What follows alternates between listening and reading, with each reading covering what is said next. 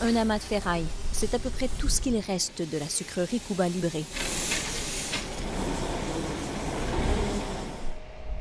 Avant de fermer en 2004, c'était pourtant le cœur économique de cette petite bourgade de la région de Matanzas, dans l'est de Cuba.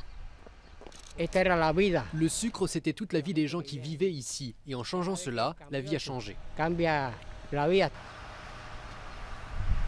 Même si Arnaldo reconnaît que le travail à la sucrerie était pénible, il y gagnait bien sa vie, ramenant à la maison au moins le double du salaire moyen cubain.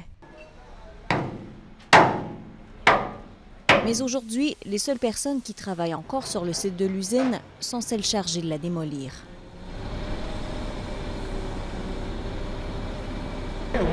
C'est un travail qui nous a été confié. Ce n'est pas nous qui voulons démolir l'usine de sucre. Plus du 2/3 des usines cubaines ont subi le même sort dans la dernière décennie.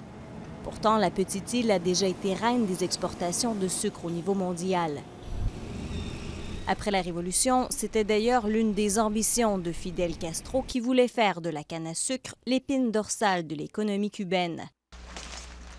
Mais la chute de l'Empire soviétique a sonné le glas de cette industrie. Aujourd'hui, Cuba ne produit plus que 2 millions de tonnes de sucre par an, loin des 8 millions raffinés à son apogée. L'époque où Cuba était le plus grand exportateur de sucre du monde est révolue. Vu la taille de notre pays, cela ne sert à rien de prétendre le contraire. Cuba ne redeviendra jamais le plus gros exportateur de sucre. Et dans les quelques villages où l'odeur de mélasse continue de planer, la stratégie est désormais de miser sur les produits dérivés. Question d'assurer l'avenir de la prochaine génération d'ouvriers.